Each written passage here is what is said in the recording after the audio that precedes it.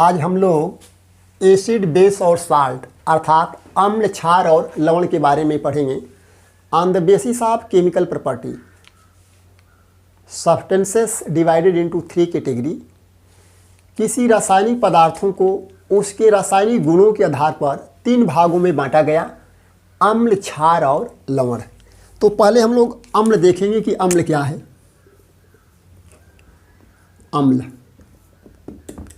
अम्ल क्या होता है?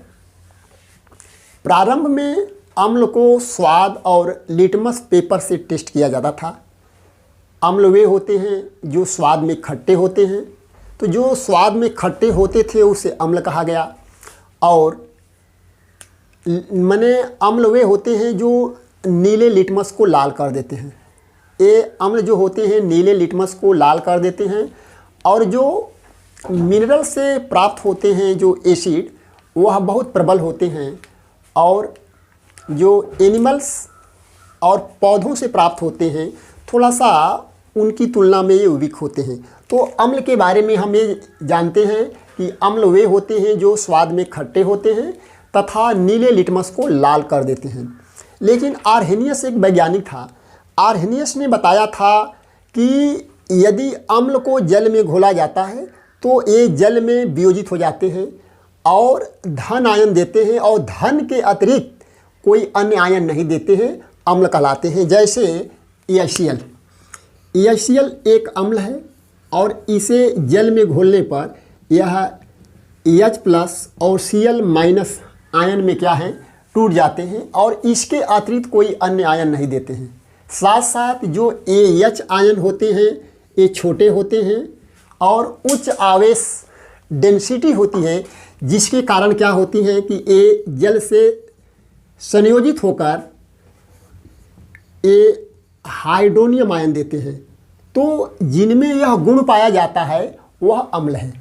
आधुनिक थ्योरी के अनुसार अर्थात आर्हेनियस सिद्धांत के अनुसार अम्ल को जल में घोलने पर ये धन और ऋण में वियोजित हो जाते हैं, अर्थात H आयन के अतिरिक्त कोई और धन आयन नहीं देते हैं, और ये आकार में छोटे होते हैं।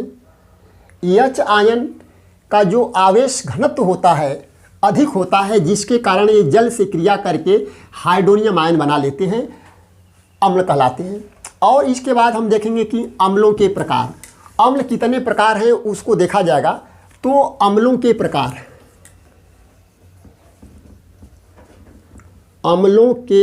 प्रकार, टाइप्स ऑफ एसिड्स। अम्ल 2 प्रकार के होते हैं। नंबर 1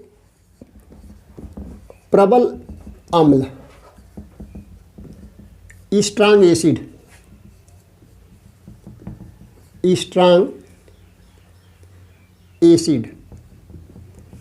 अब स्ट्रांग एसिड कौन होते हैं?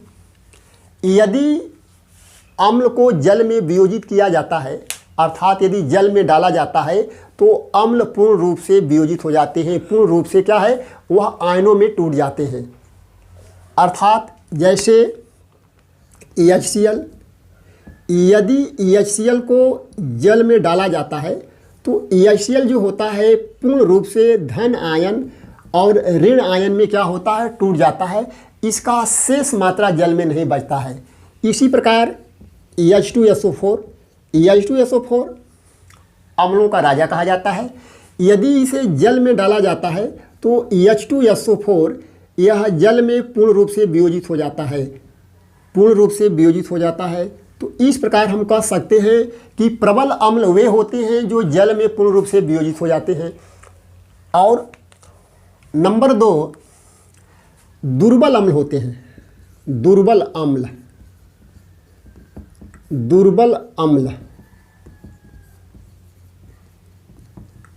अम्ल अर्थात वीक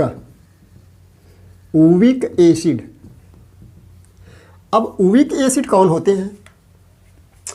यदि किसी अम्ल को जल में डाला जाता है वह आंशिक रूप से वियोजित होता है, अर्थात आंशिक रूप से वह घटकों में टूटता है, वह दुर्बल होता है। ये पूर्ण रूप से वियोजित नहीं होते हैं।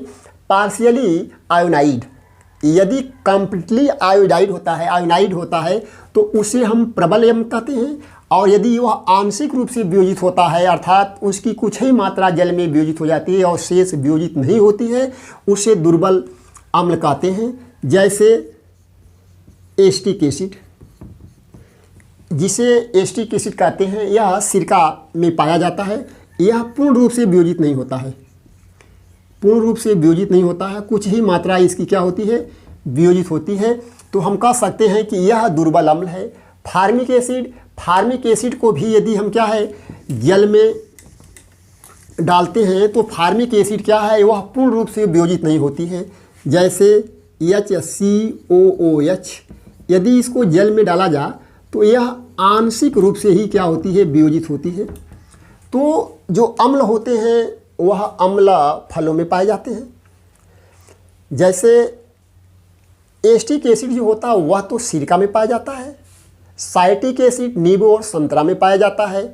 टार्टरिक अम्ल इमली में पाया जाता है। ऑक्जेलिक अम्ल टमाटर में पाया जाता है। तो इस प्रकार जो अम्ल होते हैं ये फलों में पाए जाते हैं। इसके बाद हम देखेंगे कि कुछ भौतिक गुण होते हैं, अम्लों के भौतिक गुण, अम्लों के भौतिक गुण, अम्लों के भौतिक गुण, भौतिक गुण, फिजिकल प्रॉपर्टी ऑफ अम्ल। अब इनके भौतिक गुण क्या होते हैं? ये अम्ल वे हैं जो स्वाद में खट्टे होते हैं, नीले लिटमस को लाल कर देते हैं, सबसे बड़ी इनकी विशेषता होती है। और ये इनकी जो प्रकृति होती है संक्षारक होती है। यदि कागज़ और कपड़े पर यदि अम्ल गिर जाता है तो उसको ये क्या होता है, नष्ट कर देता है। तो इस प्रकार हमने देखा कि अम्लों के भौतिक गुण, नंबर 1 स्वाद में खट्टे होते हैं, नंबर 2 ये नीले लिटमस को लाल कर देते हैं, और नंबर 3 इनकी जो प्रकृति होती है वह संक्षारक होती है, कोरोसिव होती है। यदि वह कपड़े और कागज़ पर यदि अम्ल को गिराया जाता है तो कपड़ा और कागज़ जो होता है वह नष्ट हो जाता है। इसके बाद हम देखेंगे अम्लों के रासायनिक गुण, अम्लों के रासायनिक गुण, अम्लों के रासायनिक गुण, रासायनिक गुण। अब इसके रासायनिक गुण क्या होते हैं, अर्थात केमिकल प्रॉपर्टी ऑफ एसिड। तो जो इनके केमिकल प्रॉपर्टी होते हैं वह नंबर 1 ये धातुओं से अभिक्रिया करते हैं। ये क्या है, धातुओं से अभिक्रिया करते हैं, अर्थात ये धातुओं से अभिक्रिया करके जो प्रबल धातु होते हैं वह अम्लों से क्रिया करके हाइड्रोजन को निर्मुक्त करते हैं।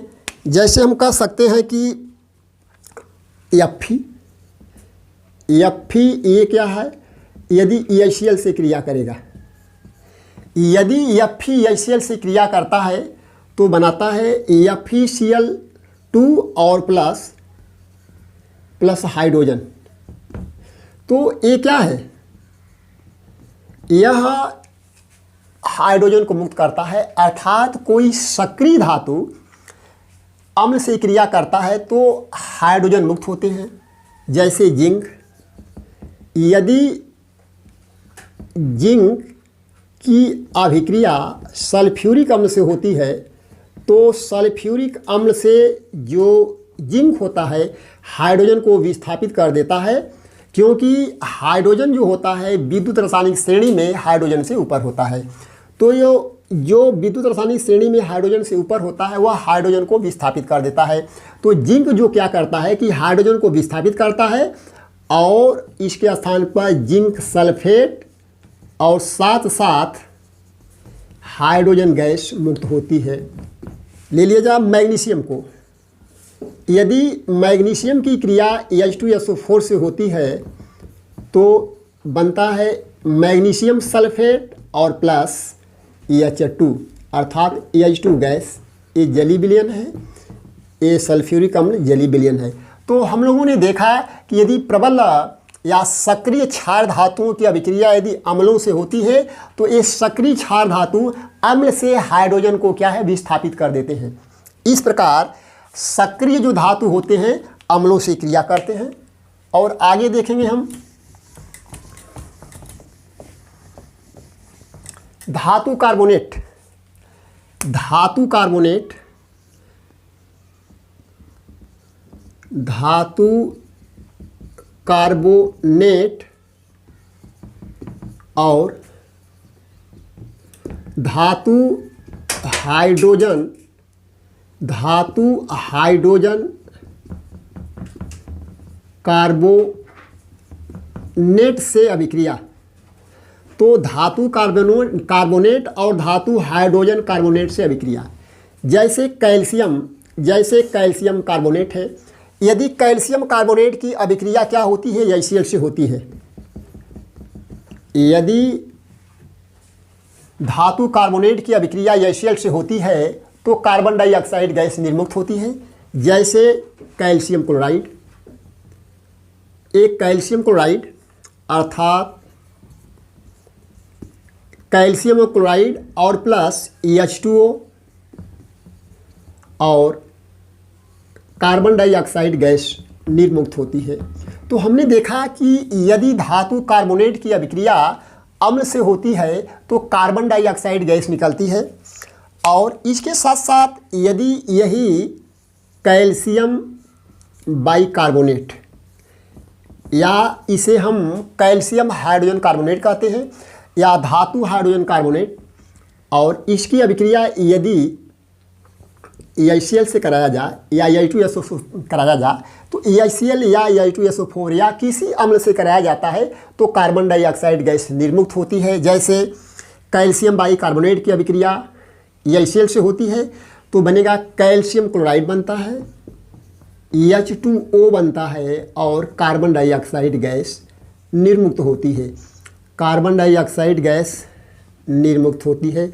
तो हमने यह देखा कि किसी भी धातु कार्बोनेट या धातु हाइड्रोजन कार्बोनेट की अभिक्रिया अम्ल से होती है तो कार्बन डाइऑक्साइड गैस क्या होती है, निर्मुक्त होती है।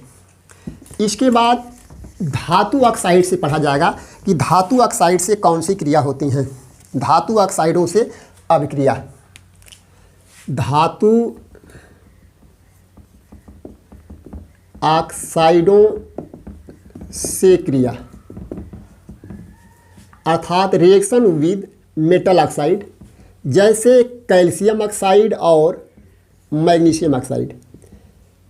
CaO की अभिक्रिया कैल्शियम ऑक्साइड की अभिक्रिया HCl से कराया जा तो ये क्या है, अभिक्रिया करते हैं और CaCl2 बनता है और H2O बनता है।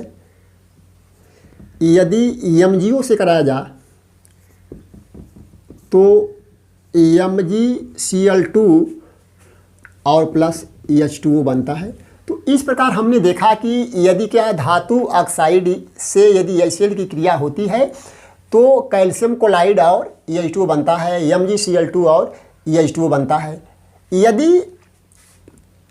यदि धातु ऑक्साइड को गर्म किया जाता है, यदि धातु ऑक्साइड को गर्म किया जाता है तो ये क्या है, या धातु ऑक्साइड कहिए गर्म किया जाता है तो ये दोनों क्या है, मैग्नीशियम और ऑक्सीजन जो होते हैं वह डिसोसिएट हो जाते हैं, अर्थात Mg अलग हो जाएगा और प्लस क्या है, ऑक्सीजन गैस क्या होती है, वह अलग हो जाती है। कुछ इसके उपयोग हैं, अम्लों के कुछ उपयोग हैं, उस उपयोग के बारे में देखेंगे। जैसे ले लिया जा सल्फ्यूरिक अम्ल।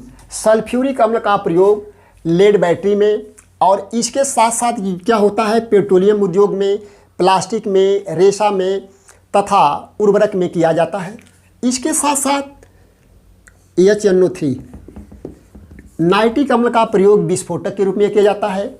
इसके साथ साथ लैब में अभिकर्मक के रूप में किया जाता है, औषधि निर्माण में किया जाता है, उद्योग धंधों में किया जाता है, और साथ साथ HCl जो होती है, HCl का प्रयोग वस्तु उद्योग में, कपड़ों के रंगने में, साथ साथ ये क्या है, इसका प्रयोग अम्लराज के रूप में किया जाता है तथा विस्फोटक बनाने में किया जाता है। इस प्रकार हम लोगों ने क्या देखा, अम्ल के बारे में ये अध्ययन किया। इसके बाद हम लोग क्षार के बारे में अध्ययन करेंगे कि क्षारक क्या है।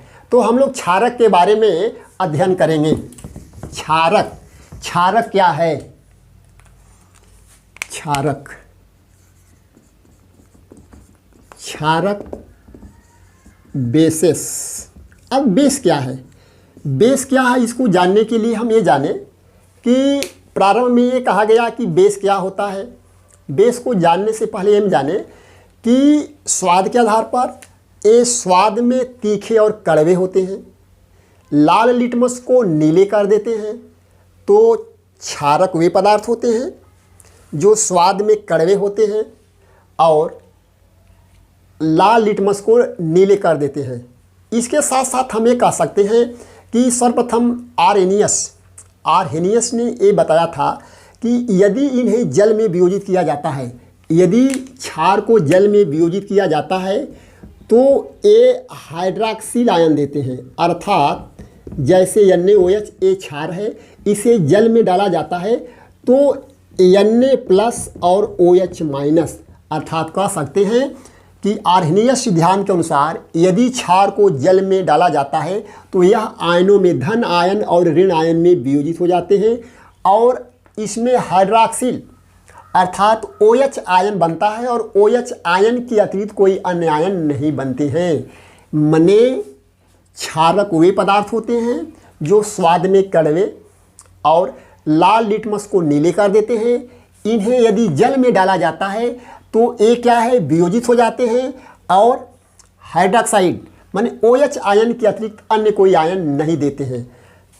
इसके बाद हम ये देखेंगे कि कुछ ये प्रकार होते हैं इनके, माने क्षारक दो प्रकार के होते हैं। एक स्ट्रांग बेसिस माने प्रबल क्षारक। प्रबल क्षारक क्या होते हैं, प्रबल क्षारक को यदि जल में डाला जाता है तो ये पूर्ण रूप से वियोजित हो जाते हैं। प्रबल क्षारक को यदि क्या है जल में डाला जाता है तो ये पूर्ण रूप से वियोजित हो जाते हैं। जैसे NaOH को जल में डाला जाता है तो ये पूर्ण रूप से क्या है Na+ और OH- में ये पूर्ण रूप से क्या है, ये सोडियम आयन है और क्या है हाइड्रॉक्साइड आयन है। तो ये पूर्ण रूप से क्या होते हैं, वियोजित हो जाते हैं। जैसे KOH को जल में डाला जाता है तो K+ और OH- ये दोनों आयन क्या है, पोटेशियम आयन और OH आयन क्या होते हैं, पूर्ण रूप से क्या होते हैं, वियोजित हो जाते हैं। इसके बाद जो दूसरा जो क्षारक होता है वह वीक होता है, अर्थात वीक बेसिस। वीक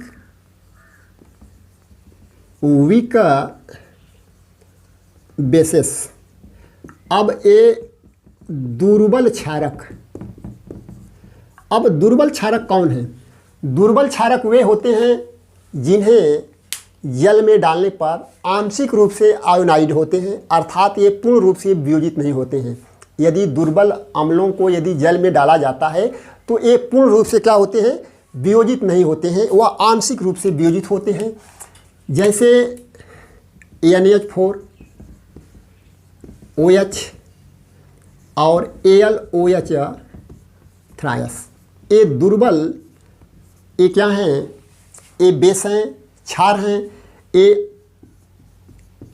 NH4+ और OH- में वियोजित हो जाते हैं।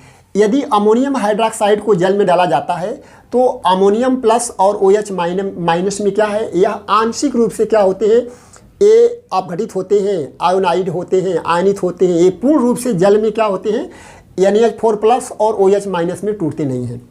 उसी प्रकार एल्युमिनियम हाइड्रॉक्साइड को यदि जल में डाला जाता है तो AlOH, Al+++ और OH- में क्या होते हैं, वियोजित हो जाते हैं। तो इस प्रकार हमने देखा कि अम्ल क्या होते हैं, दो प्रकार के होते हैं। एक प्रबल क्षारक और एक क्या है, दुर्बल क्षारक। अर्थात क्षारक दो प्रकार के होते हैं, एक प्रबल क्षारक और एक दुर्बल क्षारक। तो हम इसके बाद देखेंगे क्षारकों के भौतिक गुण। क्षारकों के भौतिक गुण। Physical property of bases.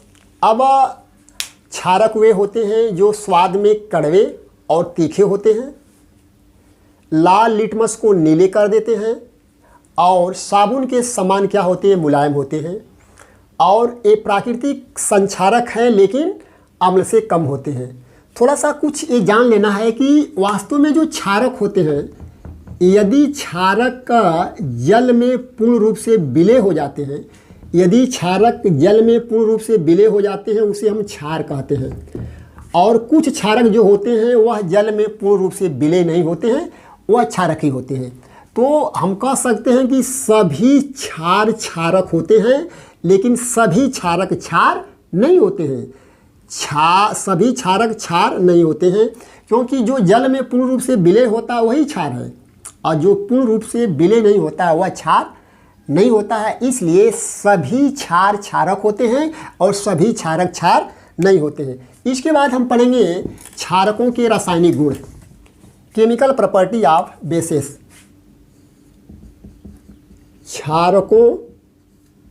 क्षारकों के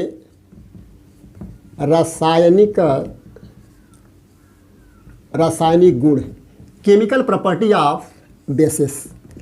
पहला इसमें है कि धातुओं से अभिक्रिया। यदि कोई धातु क्षार से अभिक्रिया करते हैं तो हाइड्रोजन गैस निर्मुक्त होती है। जैसे जिंक, यदि जिंक की अभिक्रिया क्षार से होती है, अर्थात सोडियम हाइड्रोक्साइड से यदि हो रही है तो इसमें हाइड्रोजन गैस मुक्त होगी, Na-ZnO2 या Na2 कहेंगे हम, Na2ZnO2 एक्वियस सॉल्यूशन, और हाइड्रोजन गैस इसमें क्या होती है, ये मुक्त होती है। तो यदि किसी धातु की अभिक्रिया या किसी धातु को सोडियम हाइड्रोक्साइड या क्षारक के विलयन में प्रवाहित किया जाता है तो हाइड्रोजन गैस मुक्त होती है। और इसी प्रकार एल्युमिनियम की यदि भी अभिक्रिया क्या है, NaOH के जली विलयन में होता है, जली विलयन में यदि इसका होता है तो हाइड्रोजन गैस मुक्त होती है, अर्थात सोडियम मेटा एल्युमिनेट बनता है और साथ साथ हाइड्रोजन गैस निर्मुक्त होती है। तो हमने यह देखा कि यदि एल्युमिनियम की अभिक्रिया सोडियम हाइड्रोक्साइड के विलयन से कराई जाती है तो सोडियम मेटा एल्युमिनेट और हाइड्रोजन गैस निर्मुक्त होती है। इसके बाद अधातुओं से अभिक्रिया, क्षारकों की अधातुओं से अभिक्रिया क्या होती है इसके बारे में देखा जाएगा। या हम कह सकते हैं कि अधातु ऑक्साइड, ऑक्साइडों की अभिक्रिया क्षारकों से। जैसे एक एग्जाम्पल ले लिया जाए, कार्बन डाइऑक्साइड। कार्बन डाइऑक्साइड क्या है, एक अधातु ऑक्साइड है, अर्थात अम्लीय ऑक्साइड है, और इसकी अभिक्रिया क्या है, यदि हम क्षारक से कराते हैं जैसे CaOH2। तो कार्बन डाइऑक्साइड की अभिक्रिया क्या है, यदि हम कैल्शियम हाइड्रोक्साइड से कराते हैं तो कैल्शियम कार्बोनेट बनेगा, CaCO3 और प्लस AH2O बनता है, अर्थात लवण। यह साल्ट है और प्लस क्या है, ये लिक्विड पानी बनेगा। तो हमने देखा क्या है, यदि किसी अधातु की अभिक्रिया किसी क्षारक से होती है तो साल्ट बनता है और क्या है, ये जल बनता है। इसी प्रकार क्षारकों की अभिक्रिया अम्लों से कराई जाती है। जैसे क्षारकों की अभिक्रिया, नेक्स्ट है क्षारकों की अभिक्रिया अम्लों से। क्षारकों की अभिक्रिया अम्लों से। अब जैसे एल्युमिनियम हाइड्रोक्साइड है और इस एल्युमिनियम हाइड्रोक्साइड की अभिक्रिया अम्ल से करा दिया जाए, अर्थात एक्वियस सॉल्यूशन है और ये भी क्या है, एक्वियस सॉल्यूशन है। यदि एल्युमिनियम हाइड्रॉक्साइड, या इसको सॉलिड मान लिया जाए, सॉलिड है, यदि सल्फ्यूरिक अम्ल में डाला जाता है तो यह बनता है एल्युमिनियम सल्फेट बनता है। एल्युमिनियम सल्फेट बनता है और जल बनेगा, अर्थात AQ और प्लस H2O6, यहाँ 3 कर दिया जाए तो ए हाइड्रोजन के 12 होंगे, 2 तिहाई 6 हो जाएगा, और ए 3 दूनी 6, 6 दूनी 12, 6 ऑक्सीजन और 3 दूनी 6 ऑक्सीजन। तो ये साल्ट है, साल्ट और पानी। तो हमने क्या देखा कि यदि क्या है, यदि हम एल्युमिनियम हाइड्रॉक्साइड, यदि क्षार की अभिक्रिया यदि हम कराते हैं किसी अम्ल से तो लवण और क्या है, ये पानी बनता है। इसके बाद उपयोग, लास्ट में अंत में हम देखेंगे कि क्षारकों के उपयोग क्या हैं। जैसे ले लिया जाए एल्युमिनियम हाइड्रॉक्साइड, एल्युमिनियम हाइड्रॉक्साइड जो होता है वह एंटासिड के रूप में प्रयोग किया जाता है। यदि आमाशय में ECl का स्राव ज़्यादा होता है तो पेट में जलन होता है, दर्द होता है, और इसका घोल पी लेने से क्या होता है, वह ठीक हो जाता है। इसके बाद मैग्नीशियम हाइड्रॉक्साइड, मैग्नीशियम हाइड्रॉक्साइड भी क्षारक है, ये भी एंटासिड के रूप में प्रयोग किया जाता है। इसे मिल्क ऑफ मैग्नीशिया के नाम से जाना जाता है।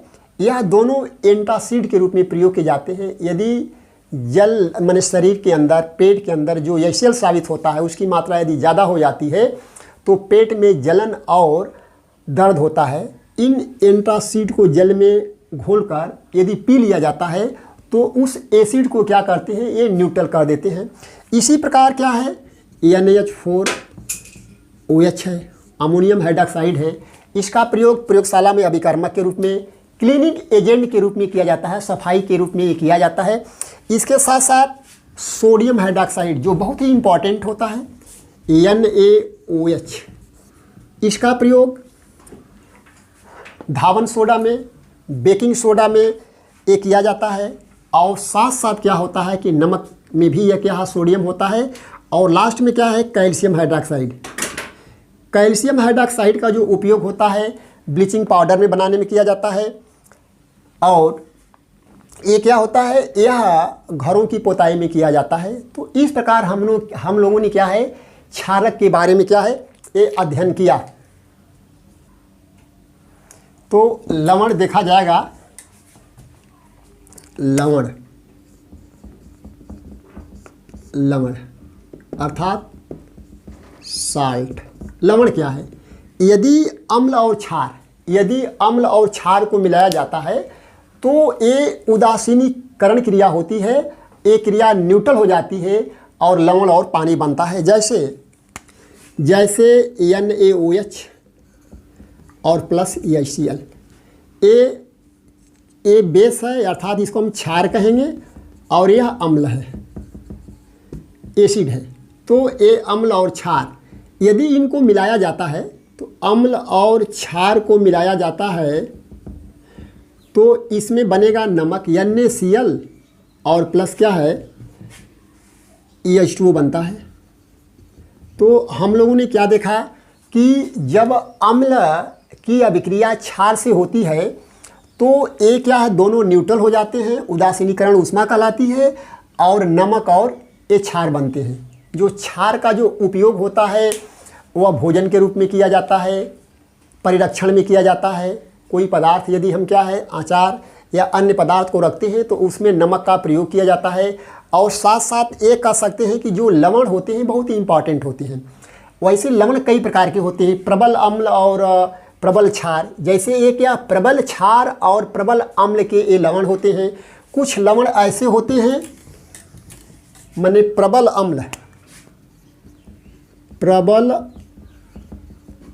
अम्ल प्लस प्रबल क्षार के लवण, जैसे NaOH और प्लस ECl, ये दोनों प्रबल क्षार और प्रबल अम्ल हैं। बनेगा NaCl और प्लस EH2O। तो अब NaCl जो होता है यह प्रबल क्षार और प्रबल अम्ल से बनता है। यदि पूछा जाए कि NaCl जो लवण है यह किस अम्ल और किस क्षार से बना है, उत्तर हमारा आना चाहिए NaOH और AlCl। कैसे जानेंगे यह देखा जाए। अब ये पता लगाना है कि जो NaCl है यह किस अम्ल और किस क्षार से बना है। तो पहले इसे जल में डालते हैं, तो जल में डालने पर क्या है Na प्लस और Cl माइनस में यह आयनित हो जाता है। इसके बाद जल लिखा जाएगा, तो जल भी वियोजित हो जाता है। यदि यहाँ प्लस है तो जल हमेशा क्या है OH माइनस और प्लस में वियोजित हो जाता है। अब देखा जा, यदि नमक को NaCl को जल में डाला जाता है तो प्राप्त होगा हमें NaOH, क्योंकि जल वियोजित हो जाता है OH माइनस में और H प्लस में। तो Na प्लस और माइनस न्यूट्रल हो जाएगा, बनेगा NaOH और प्लस AlCl। हमारा उत्तर आ जाएगा कि जो नमक है यह एक प्रबल क्षारक और एक प्रबल अम्ल से क्या है बना है। तो इस प्रकार हमने देखा कि प्रबल अम्ल और प्रबल क्षारक से क्या है NaCl का प्रयोग होता है।